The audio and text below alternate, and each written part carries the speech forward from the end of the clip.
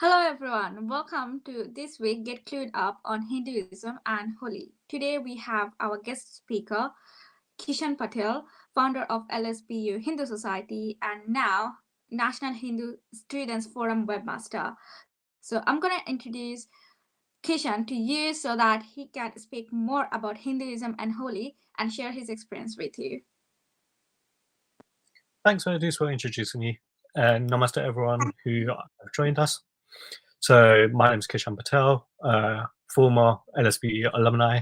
So it's great to be back after a short time away from the university campus scene.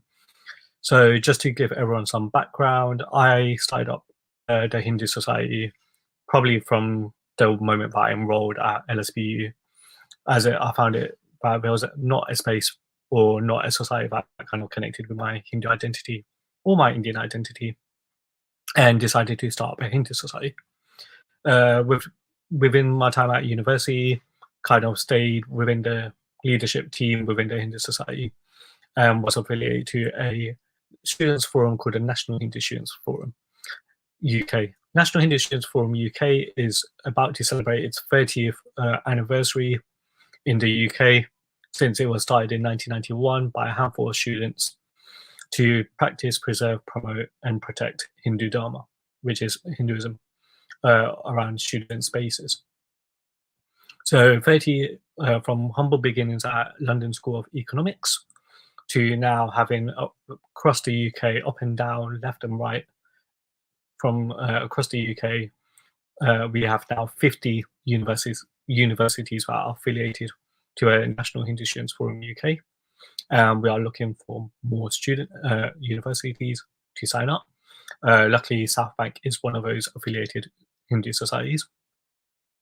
My role within NHSF for the last 2 years has been part of the public relations team. I have been the webmaster, and it's kind of unfortunate that in a couple of days' time, my time as a webmaster and my time as a national committee member comes to an end. But that does not stop me kind of sharing the knowledge and sharing my Hindu identity. One of the things that I am very proud about is my Hindu identity. And the reason why I'm very proud of my Hindu identity is that Hinduism is so universal. It's everything, anything that we kind of see around us. There's so much science, so much nature, there's so much things that we could connect to Hinduism, and it's all around us. I'm not here to kind of convert you to become a Hindu.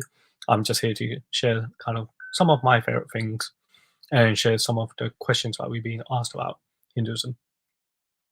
So one of the things that I kind of get asked a lot, and as you kind of probably heard, I kind of greet all of you guys saying Namaste. Namaste quite simply means I bow down to the divinity within you. Within Hinduism, it's very important that we kind of see every single soul, be it that it's a human soul or an animal soul, that there is divinity within these souls. So every single soul having that divine form and that form which is kind of godlike feature is very kind of important and keeps me kind of very grounded as a human being, because I know that no matter who is on the other side of me, that they've got some divine qualities within them. Might not be able to agree on everything, but hey ho, that's kind of just our human nature, that we all kind of see divinity within each other. Every Hindu is different. Not going to say every Hindu is going to be the same, but for me, that is very kind of common and very principle. Within Hinduism, it's a very misconception that, oh, there are so many gods within Hinduism. Why do you have a monkey god? You have an elephant god. You have a god which is human. You have a god which is a half human and half animal. You have gods which are female. You have gods which look like this. You have gods which are that color. And it's very kind of like a very common misconception about Hinduism or Hindus having many gods. Quite simply, each of the gods represent different qualities. And the best way to think about it is kind of water. When you put water inside a bottle, it's a normal liquid form. If you freeze water, water becomes ice. But is that ice still the same water? And the answer is yes, because it's still that same water that you put inside a bottle, but it's just in a different form. And that's what we kind of describe Hindus and the relationship with Hindus and gods. There is one ultimate Hindu god, which most Hindus will kind of come to a common agreement about, which is this common god. And that common god is a god called Brahman, which is a all-preserving, all-internal energy form. Another common question is, Hindus worship cows. Why do Hindus worship cows? Quite simply, the answer is we don't worship cows. If anything, we give respect to cows. And the reason why lots of Hindus will give respect to cows is due to the whole aspect of cows providing us milk and providing us with kind of natural resources within the milk. Milk is such a powerful resource and such a valuable commodity within our environment that when we think about milk, it produces so many other things. Without milk, you won't be able to have your cheese. You won't be able to have your yogurts. You won't be able to have so many other sub-products that come from milk. And for us, it's kind of a reminder that cows are the animals that provide us milk. And it's the reason why we give cows so much respect. And we treat them on par as a worship level, but it's not exactly worshipping cows. We give cows respect for them providing milk. If anything, a cow will provide us milk without having any expectations in return. A cow will selflessly give us milk, and it is so humble of a cow to give us milk without expecting anything in return. So that's why we end up kind of giving cows a whole amount of respect. You might have heard of the sound called Om. And a common question that we get asked is, what is Om? Why do we say Om? Om is a very traditional old Hindu sound. It is the sound of Brahman. It invokes this Brahman sound. It is said that Om was one of the first sounds of the universe, and it is a ever kind of lasting sound. Another question that came through our chats was, why are Hindus pretty much vegetarian? As I kind of mentioned at the start, each Hindu is different. You probably have a lot of Hindus which are vegetarian, and the reason for that is because of a thing called ahimsa. Ahimsa basically means the least harm possible.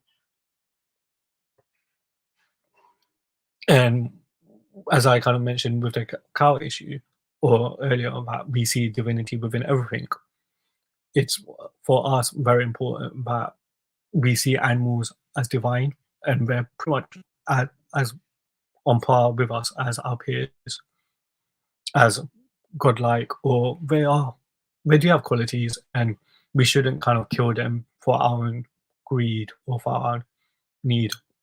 So this is the reason why we kind of preserve animals and keep animals alive, to kind of make sure that animals are with us in the environment, and kind of allow us to work together to form a society. And because of ahimsa, where it's the least harm possible, we don't want to kill animals, because we're killing animals and eating animals when it's causing harm to animals. One of the other things is about controlling our senses.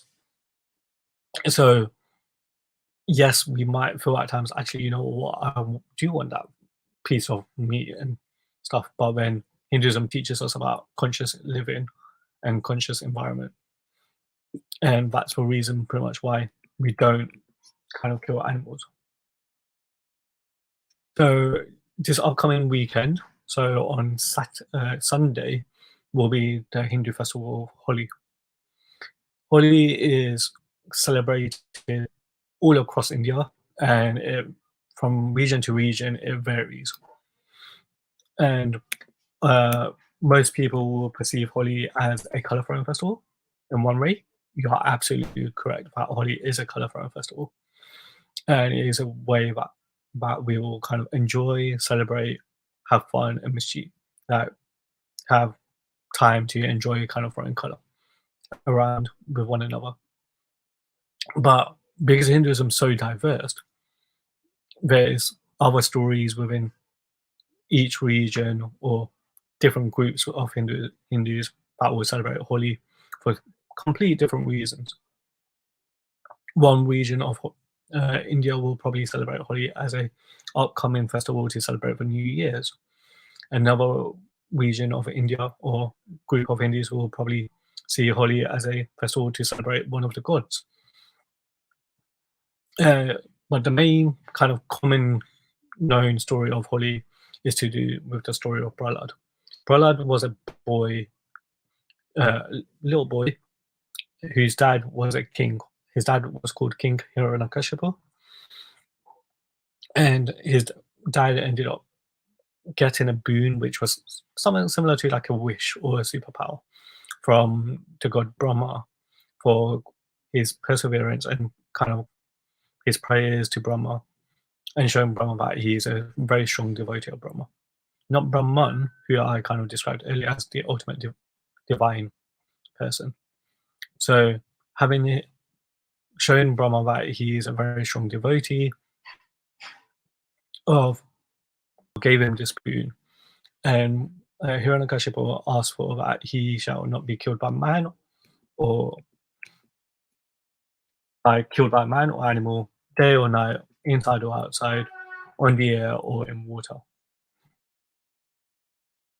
With this boon, Hiranyakashipu ended up kind of dominating his village, where he ended up demanding everyone treats him as pretty much on par with the gods. And if anybody kind of objected, they will be severely punished. His own son, Prahlad, ended up going against this, where Prahlad ended up worshipping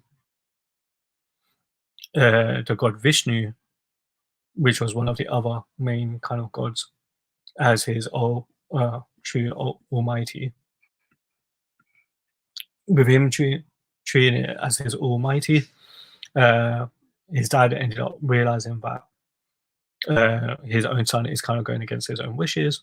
So his dad ended up punishing him and tried murdering his own son by various different methods of getting him trampled by elephants, by putting him in a room full of poison snakes, by kind of getting archers to shoot him, and then he ended up trying to burn his own son alive, where using his sister, he ended up telling his sister to take Prahlad into a massive bonfire and for him to kind of get burnt alive, because his sister had a boon herself where she had a special piece of cloth which if she wears, she can never be burnt alive. But because of Prahlad's constant perseverance and prayers to the god Vishnu, the piece of cloth ended up kind of getting transferred from Holika to Prahlad himself, and Prahlad ended up surviving the bonfire. This angered Hiranyakashipu very much, which in turn Hiranyakashipu kind of almost ran out of ideas of kind of murdering his own son. The god Vishnu ended up taking the form of a half lion and a half man in the form of Narasimha, and Narasimha ended up coming in that form to kind of kill Hiranyakashipu, because Hiranyakashipu's ego and powers got the better of him in quite short. And the way Hiranyakashipu ended up getting killed was because the god Vishnu came down in the form of Narasimha, which was a half lion, half man. Narasimha ended up killing Hiranyakashipu on his lap, which meant he wasn't in the air or wasn't on the ground, wasn't in water. ended up killing him at dusk, which meant he wasn't pretty much in during the day, or which wasn't in the night. And obviously, Nursing was a form of half man, half animal, which kind of meant that he wasn't pretty much a human, and which wasn't meant that he wasn't an animal form. So, long story short, the whole idea and whole concept and the whole story of Holi reminds us to kind of remember that we should control our egos. We should kind of be like Prahlada in terms of always have kind of respect and kind of know that we do have a divine divinity and a supreme being. So no matter what religious background you are coming from, there is some divinity. If you don't believe in a whole ultimate higher divinity, that is absolutely fine. So there's nothing wrong with you. That is absolutely how you kind of end up worshipping God, and that is absolutely fine. So just make sure we control our egos and we control our we know that we shouldn't let power kind of ride us into whatever we do. So that is pretty much the story of Holi. And if there is any more questions, feel free to kind of message the LSBU Hindu Society social media accounts, and I should be able to answer them.